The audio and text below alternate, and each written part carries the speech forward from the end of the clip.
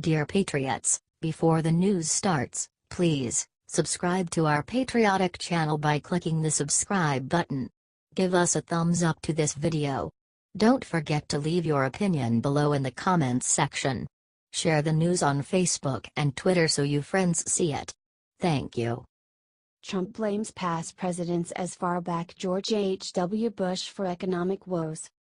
President Donald Trump attacked the economic track record of his predecessors Wednesday morning, blaming presidents dating back nearly 30 years for accumulating the trade deficits that he has railed against and pledged to reverse. From Bush 1 to present, our country has lost more than 55,000 factories, 6 million manufacturing jobs and accumulated trade deficits of more than $12 trillion, the president wrote on Twitter. Last year we had a trade deficit of almost $800 billion. Bad policies and leadership. Must win again. #MAGA.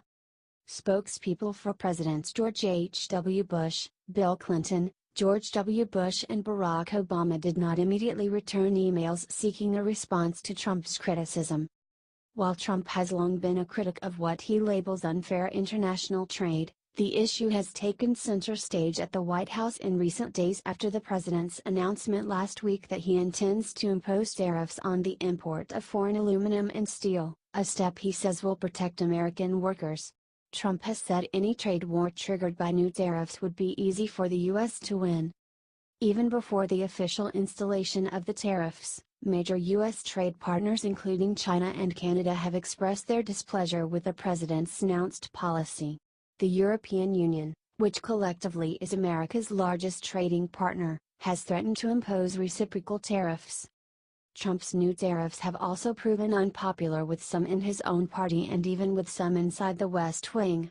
Chief Economic Advisor Gary Cohn, who had lobbied Trump hard against the tariffs, announced Tuesday that he would resign from the White House, and top Republicans, including House Speaker Paul Ryan, Republican Wisconsin, have been vocal in their opposition to the president's plan.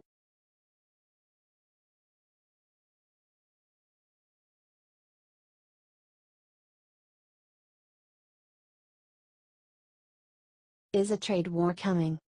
The latest edition of the Politico Money podcast answers the hottest listener questions on the big battle over steel and aluminum tariffs currently roiling the White House and global markets. Will President Donald Trump proceed with the tariffs? How will it hit consumers in the U.S. economy? How will other countries react? Get smart fast on all these questions and more.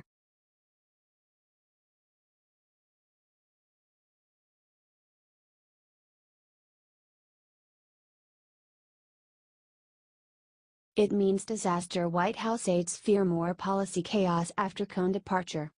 For many longtime Republican policy wonks and senior aides on Capitol Hill, Gary Cohn served as a touchstone. He was seen as the rare Trump administration official who did a good job of navigating substantive policy questions as well as the sometimes opaque decision-making process in President Donald Trump's White House. But with his resignation announcement Tuesday, Cohn joins the long list of policy experts who have departed in recent months, a brain drain that leaves the president with fewer people around him who know how to get policy made, and how to stop Trump from moving ahead with unworkable ideas.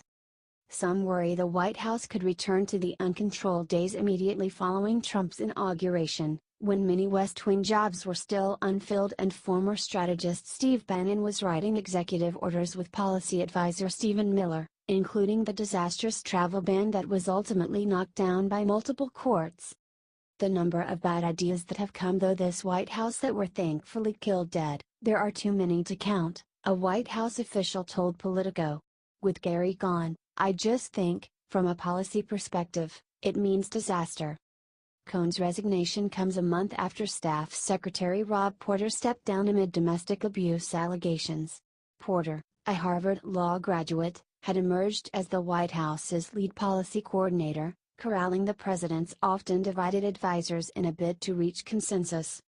White House officials were feeling the loss of Porter in recent days, when Trump announced his plans to move forward with steep tariffs on steel and aluminum imports before key legal analysis had been completed.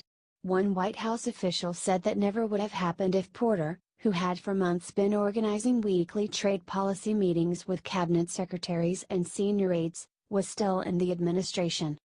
Porter had worked closely with Cohn to persuade Trump to narrow the tariffs.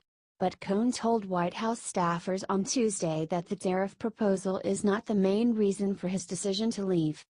In addition to the high-profile resignations of Cohn and Porter, other White House policy experts have also stepped down, including Domestic Policy Council Deputy Director Paul Winfrey, NEC Deputy Director Jeremy Katz and Technology Policy Advisor Grace Coe. Cohn's upcoming departure leaves the National Economic Council, which under Trump has become the White House's policy powerhouse, without a permanent leader. Several other senior officials on the NEC are separately weighing whether to step down in the coming weeks, according to multiple administration officials and outside advisors to the president. Many on the NEC had already been considering leaving in the coming months, likely sometime in the spring or summer. In the wake of Cohn's departure, NEC staffers, many of whom are deeply loyal to Cohn, were discussing speeding up their exits. "People are thinking, maybe I won't be here as long as I thought I'd be," the NEC official said. Meanwhile, rumors were circulating on the NEC on Tuesday that Trump could be tempted to tap trade advisor and economic nationalist Peter Navarro to replace Cohn. That decision would likely be met with universal opposition from NEC staffers. "No one on this NEC will work for that guy," one NEC official said. But White House officials said it remains unclear who will replace Cohn, and the issue is still under active discussion in the West Wing. What is a little bit worrisome is the question of who replaces him is coming in the middle of this fight on tariffs that has divided the White House between the protectionist point of view and free trade point of view, said Lan He-chen, a fellow at the Hoover Institution and policy director to the 2012 Romney-Ryan presidential campaign. The question of who will run the NEC now is also a question of whether it plugs the NEC into the process in a functional way. The White House has struggled to attract top-tier talent, and high-profile Washington Republicans have said privately that they would not join the administration. "We'll be making a decision soon on the appointment of new chief economic advisor. Many people wanting the job, will choose wisely," Trump tweeted on Tuesday night. Another possible Cohn replacement, Larry Kudlow, an outside economic advisor to the president and a former advisor to President Ronald Reagan, has heavily criticized Trump's proposed tariffs, leading to speculation that he won't get the job. "It's going to be hard to find a good economic mind who supports the president's current economic agenda on tariffs," a former White House official said. Office of Management and Budget Director Mick Mulvaney is another potential candidate to replace Cohn, according to one close advisor. Mulvaney, a former South Carolina congressman, hasn't spoken publicly about the tariffs since Trump announced them last week. Having a former Goldman Sachs executive is not always the best messenger. "It would be nice to have someone communicate it in a more understandable way," the advisor said. Cohn's departure was celebrated by Trump loyalists who believed he was trying to moderate the president and persuade him to abandon the promises he made during the campaign. Just after 6 p.m. Tuesday, one former Trump campaign official sent a Politico reporter a message that simply said, "R.I.P. globalists." Earlier Tuesday, some Trump loyalists had criticized Cohn's ongoing efforts to weaken or overturn the president's seemingly sudden announcement on steel and aluminum tariffs. "I don't think anyone was prepared for Gary Cohn to launch a one-man war to torpedo the president's policy," said the same official. "Gary is going around and openly launching a crusade against the president. And guys like Navarro and some of the other Trump loyalists inside the White House have really been taken aback by how aggressive he's been."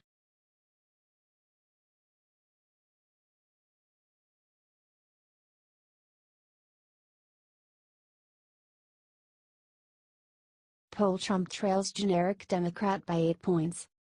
President Donald Trump's new campaign manager has his work cut out for him. A week after naming Brad Parscale to run his re-election effort, Trump is 8 points behind a generic Democratic candidate, 44% to 36%, according to a new Politico Morning Consult poll. Nearly 1 in 5 voters, 19%, are undecided. Male voters are evenly split. 42% would vote for Trump, and 42% would back the Democratic candidate. Among female voters, the Democrat has a 15-point lead, 46% to 31%.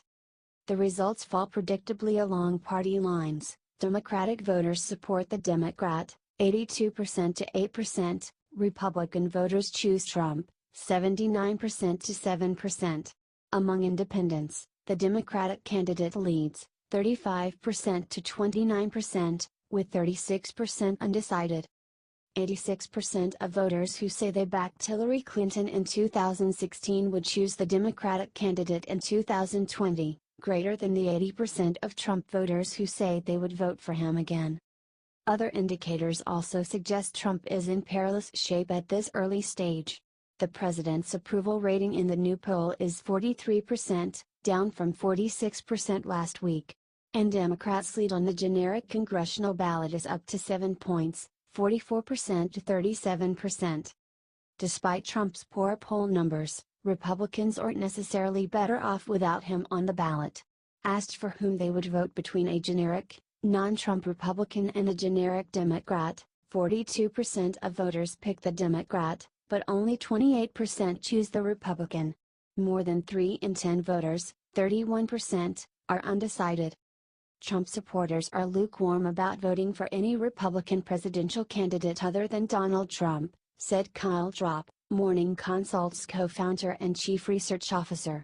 Notably, 80% of Trump voters say they would vote for Trump over a generic Democrat, but only 54% of Trump voters say the same about a generic GOP candidate over a generic Democrat.